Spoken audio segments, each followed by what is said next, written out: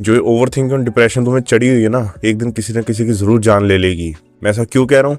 क्योंकि ये बात है 2023 की। मैं अपने जिम में था, मैं स्क्वाट्स करने वाला था। तो उससे पहले ना दो लोग या दो दोस्त अपना स्क्वाट सेशन लगा के जस्ट ख़त्म करा था उन्होंने। और एक साइड मानोगे नहीं, 15 की होएंगी कम से कम, 5 से 7 प्लेटें। खुद हिसाब लगा लेना, अगर नहीं है पता तो मैं लिख देता हूँ। ईच साइड इतना था और टोटल वेट सोचो इतना था।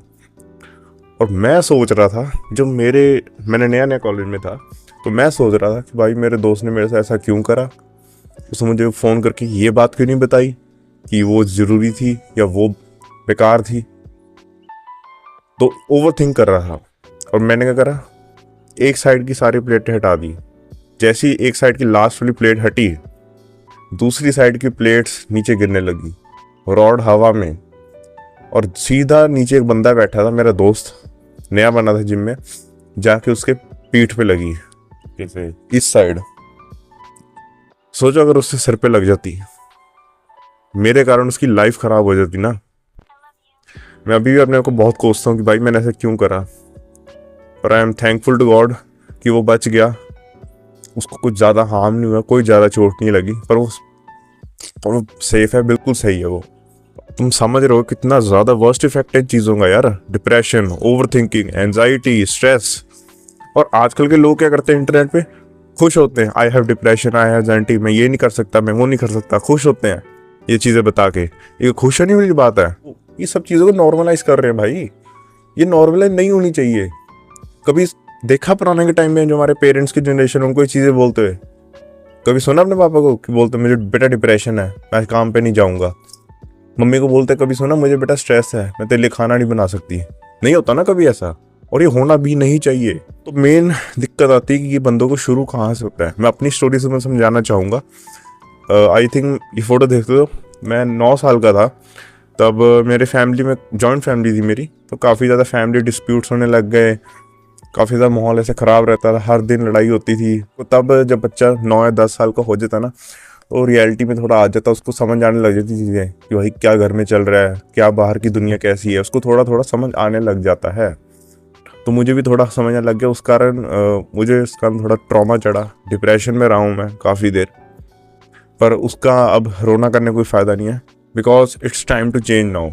अब क्योंकि अब तुम बताओ, अगर कोई बनता मेरे जैसे, या तुम हो, अगर तुम्हारी लाइफ में ऐसी चीज़ें रही हैं, तुम्हारा बचपन ट्रॉमेटाइजिंग रहा है, तुम्हें माँ बाप ने शायद मारा हो, जो भी तुम्हारे साथ गलत हुआ है, अगर उसको तुम ठीक नहीं करोगे ना, तुम वही सेम हरकतें आगे जाके अपने जो नेक्स्ट जनरेशन होगी, तुम्हारी वाइफ होगी, तुम्हारे आगे बच्चे होंगे, तुम उनके साथ करोगे। और जो तुम्हारे साथ बचपन तुम्हारा जैसा रहा है, वैसा तुम्हारे आगे बच्चों का होगा, तुम्हारी नेक्स्ट जनरेशन का होगा। क्या तुम चाहोगे कि उनकी भी मेंटल हेल्थ खराब हो जैसे तुम्हारी है? चाहोगे तुम ऐसा? नहीं ना। तो अब थोड़ा रियलिटी में बात करते हैं कि जो ओवर थिंकिंग है, एनजाइटी है, स्ट्रेस है, ये रियल लाइफ में कैसा इम्पैक्ट करता है, कैसा तुम इसको महसूस करते हो कि तुम्हें और अच्छे से समझ आ पाए। तो ओवर थिंकिंग मैं तुम्हें ऑलरेडी समझा चुका हूँ कि बहुत ज़्यादा सोचना एक चीज़ को, जो मैंने हरकत करी, हो सकता है तुम भी करते हो पर तुमने वो हरकत ना करी हो। तो एनजाइटी जो होती है ना, मोस्ट ऑफ द लोगों को है, स्पेशली जो हमारी न्यू जनरेशन है। और मैं इसका एग्जांपल देकर समझाऊंगा। जैसे मैं पिछले साल अपने दोस्त के साथ एक शादी पे गया था, तो वहाँ बैठे खा पी रहे थे, तो मैं वहाँ बैठा आइसक्रीम खा रहा था। तो ना मैं वहाँ उस टाइम को एंजॉय करने की जगह, जो मैं खा रहा हूँ, क्योंकि मैं most of the time diet पे रहता हूँ, तो मैं एक तरह से चीट डे था मेरा वो। तो वो एंजॉय करने की जगह ना, मैं वहाँ बैठा आइसक्रीम खाते सोच रहा था यार मुझे वो बनना है, मेरे को इतना पैसा कमाना है, माँ बाप क्या सोच रहे होंगे, मुझे उनको खुश करना है। मेरे पसीना आने लग जाता यार मुझे, जिनको एंजाइटी होती है। हाथों की लकीरें है ना, यहाँ से पसीना आता होगा तुम्हें। एंजाइटी की दिक्कत है, सही कह रहा हूँ। कोई दिक्कत वाला काम भी नहीं होगा, पर तुम्हें को करने से पहले ही तुम्हारे पसीने छोड़ते रहेंगे। ये सच में एंजाइटी के सिम्टम है भाई। मैं यही सोचता रहता, मैं भाई मेरा दोस्त कुछ बोल नहीं रहा है, मैं उसको हो सकता बोर कर रहा हूँ, मैं उसको खुश कैसे करूँ? अरे भाई खुद तो खुश रहे, तभी तो दूसरे को खुश रखेगा।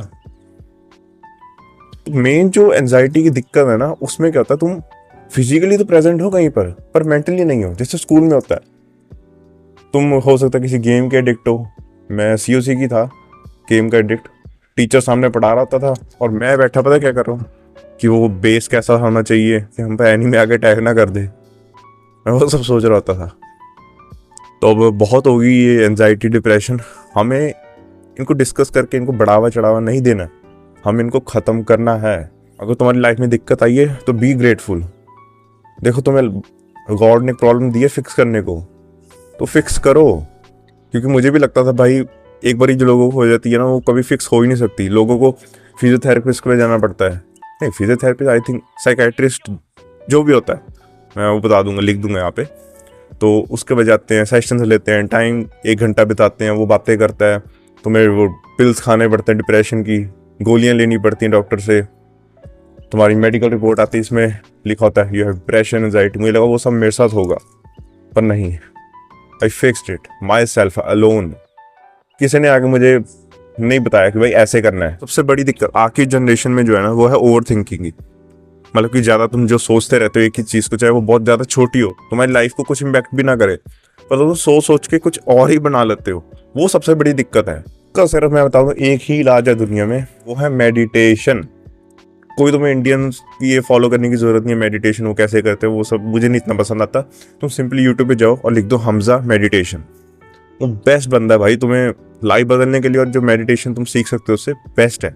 उसके अलावा तुम कोई और ट्रिक फॉलो मत करना। और जो मेडिटेशन तुम करोगे और उसका रिजल्ट अगर तुम देखना चाहते हो, तो तुम्हें एटलीस्ट 2 हफ्ते के लिए वो करनी पड़ेगी। और उसका रिजल्ट क्या होगा, तुम धीरे धीरे, जो हमारे थॉट सारा दिन आते रहते हैं, सुबह उठते, सोने से पहले, हर दिन, हर टाइम, वो धीरे धीरे कम होंगे। और तुम देखोगे भाई मेरा माइंड इतना रिलैक्स है, मैं इतना थोड़ा खुश रहने लगा हूँ। तो यही फ़ायदा है मेडिटेशन का। और लास्ट चीज़ आती है एंजाइटी, जो कि एक डिप्रेशन का सिम्टम है। तो इसका मैंने ना सोल्यूशन खुद ही फिगर आउट करा है अपने आप के जो सिचुएशन के अकॉर्डिंग। वो है कि तुम्हें अपनी एक ना पर्सनैलिटी बना रखी है, मैं ये डिज़र्व करता हूँ, मैं वो डिज़र्व करता हूँ, पर मेरे पे है नहीं, जिस कारण तुम हो जाते हो डिप्रेस। तो तुम्हें करना है अपने आप को कहना है मैं भाई किसी लायक नहीं, अभी मैं एक 0 लेवल पे हूँ। तुमने ना अपने आप को 100 लेवल पे रखा हुआ है, तुम अपने आप को एंड्रॉइड से कंपेयर करते हो। अरे 1000 लेवल पे भाई तुम 0 पे हो, माइनस में हो। एटलीस्ट तुम 0 पे आओ, फिर 10 पे जाओ, फिर 100 पे जाओ। तुम्हें अपने आप को डाउनग्रेड करना है, मतलब कि तुम्हें आपको समझाना कि भाई मैं अभी कुछ नहीं है, I am at 0 level, I have to start from everything from the bottom. तुम्हें सब कुछ नीचे स्टार्ट करना है, तब तुम जाके अपने आप को थोड़ा, जो तुम्हारी ईगो है, घमंड है, वो नीचे आएगा। तुम्हें ऐसे करना है, और ये तुम्हें अकेले में करना, अकेले खुद से बातें करते हुए करना है बेस्ट रिजल्ट्स के लिए। क्योंकि ना आजकल के टाइम पे लोगों को ये समझाया गया है कि, और ये इंटरनेट पे बहुत चलता है कि अगर तुम्हारे पास अच्छी गाड़ी है, लैम्बो है, फरारी, तभी तुम्हें लड़कियां मिलेंगी या तुम्हें कोई रिलेशनशिप में आओगे। पर ऐसा होता है क्या? आसपास जाके देखो।